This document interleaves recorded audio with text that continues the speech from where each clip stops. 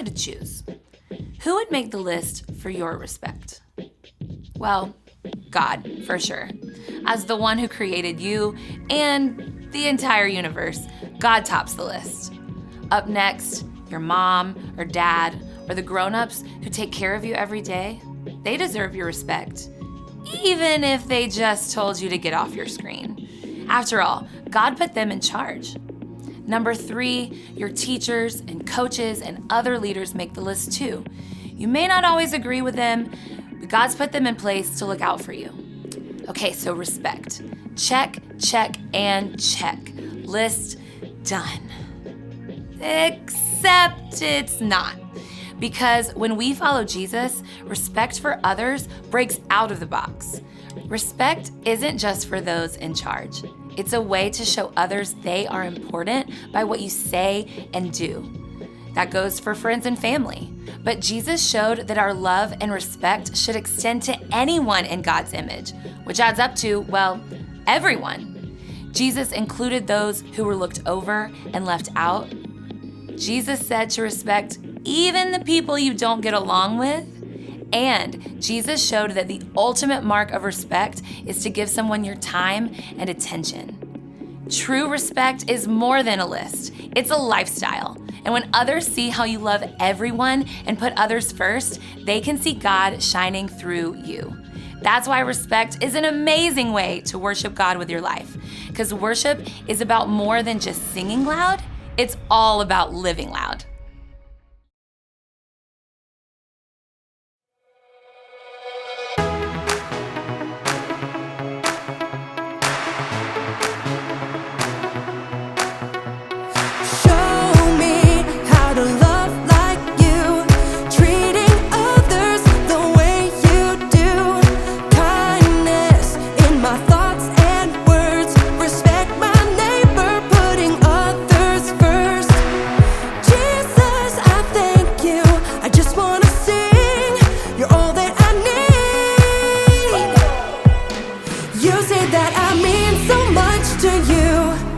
You love me like a friend and help me through.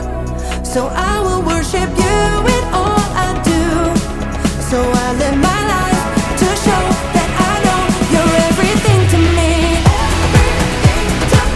You're everything to me. You're everything to me. So I live my life to show that I know you're everything to me. You taught us a brand new way to follow you in what we do and say. Jesus, you are for us. Help us be more like you every day. Jesus, I thank you. I just want to sing. You're all that I need. You say that I mean so much to you. You love me like a friend and help me through. So I will worship you in all I do. So I live my life to show that I know you're everything to me. You're everything to me. You're everything to me. So I live my life to show that I know you're everything to me. I'm gonna lift my voice to you. Jesus, you make me sing. I'm gonna live my life for you. You're everything to me. I'm gonna lift my voice to you. Jesus, you make me sing. I'm gonna live my life for you. You're everything to me. You say that I mean so much to you. You love me like a friend and help me through. So I will worship you in all I do. So I live my life to show that I know. You say that I mean so much to you. You love me like a friend and help me through. So I will worship you in all I do. So I live my life to show that I know you're everything to me. You're everything to me.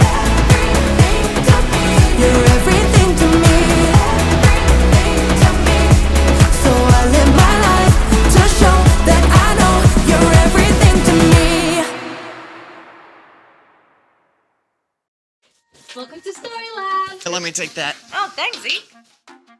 This week, we're talking about respect, while we take a look at the story of some guys who weren't used to being picked first for anything. Amaya, what is this?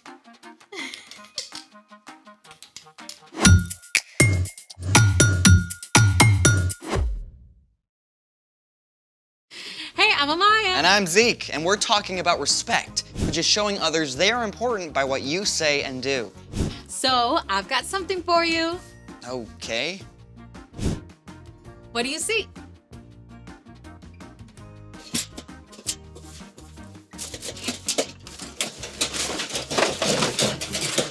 Trash. That's what I thought too, until I saw what my friend Abby does. Well, do I get to see too? Absolutely. I think she deserves a drum roll. Hey guys. Hey Abby, we're so excited to have you. Can you tell us a little bit about what you do? Yeah, so I make visuals to help people tell their stories. What kind of visuals? It can be anything. It can be a mural or string art or old clothes, and sometimes I make giant sculptures out of trash. That's cool. Is that what we're doing today? Actually, I had something else in mind. You gotta really look at your materials, so try it. It's crinkly. Yeah, exactly. It's crinkly, kind of like a peony petal is crinkly. Pirouette? It's a kind of flower. And so see this cardboard, how it's thick, but it's soft, so you can curve it around like a leaf. Yeah, I feel it. Well, how about this one? Oh, cool. See how in the center, it's like the shape of the inside of an anemone. And then what? It's a flower, Z. Oh, yeah, no, I was thinking some kind of sea creature or something. We could totally do that too, but today I thought we'd make a recycle bin bouquet. I love it. Let's make it! Hey, this is something you can do at home, so follow along. So we're gonna start with some of that trash that we dumped out. We've got a piece of an old shopping bag here, and again, you can feel how it can start to feel like a petal. A petal. Some old magazine clippings. What is this gonna be? That's gonna be the center of a sunflower. With this on top, the inside of a cardboard box, and we're gonna use that egg carton that you found. Hey! Pass those on back now that you've felt them, and I'm gonna show you what our first step is. We're gonna start with this guy, because as you can see, we got a yellow bag, so that's gonna be our sunflower petals. Right. The first thing that you wanna do is cut a circle, and then you're gonna go through and make all the petals, one cut after another. So you can see that takes a little bit of time. So I went on and cut petals for you guys so we can make flowers even faster today. Thank you. Appreciate it. So you can pick up these, and what we'll start to do is take them, and just like we were feeling that paper, start to bend them like petals of a real flower. Because flowers aren't perfect. They have petals going every which way, and that's exactly what this paper lets you do. Okay, so bend. So you can bend them up. And take your next piece and do the same thing. How's that? That looks great. That looks to me like a flower out in the wild. Sweet. So when you've done that with both of them, then we get to glue them together. So you guys think you're ready to glue? Yes, I'm ready. Almost. So you'll take your bigger one. That's your bottom. So you'll take your bottom flower and use your glue gun, and be careful, it gets really hot. So remember, you're gonna wanna have an adult for this. So you just make a ring of glue and press the top flower down so that they stick together. And that's it. You got your 2 layers of flour right there. Oh, I'm so excited to make glue. Here you go. Be careful. Thank you. Awesome. We'll pass this back down. We're gonna glue some more though. How do you feel? I think mine's looking really good. It already looks like a flower, right? Yeah. All right. So now we're gonna get to the green part that you asked about. Our little magazine clipping. And you wanna do little tiny snips. So you can see that definitely takes a lot of time. So I went on and did that one for you too. And you have this little thing that you can start to do the same thing with. Kind of crunch them around. Don't be afraid to wad it up, because Again, flowers aren't exactly perfect. All the little pieces go in all different directions. So you want it to ruffle up. How's it feel? It's looking good, I think. So we'll do the same thing with the hot glue gun. And you'll do a tiny little bit of glue. My turn. How does it look? There it The is. sunflower. The center of the flower. So there it is. You've got your flower already going. But Wow. now, you know how the center of a sunflower has like a big lumpy bit in the middle? With all the seeds and stuff. Exactly. So that's what we're going to make with this. So you see how the center of the cardboard has all that lumpy bumpy stuff? That perfectly makes the center of a sunflower where all the seeds are. So we cut it at an angle so we can roll it up like this. This is where it gets fun. You take the big end, roll. So you guys see we're making a big round center for the inside of our sunflower, and it's starting to look all nice and lumpy like the seed part, right? It's going. Yep, and then just glue down that little tail. And the next thing you'll do after that is on the flat side. So you guys can see we're gonna glue it down in the center of our flower. Right in the middle of the green bit, like this.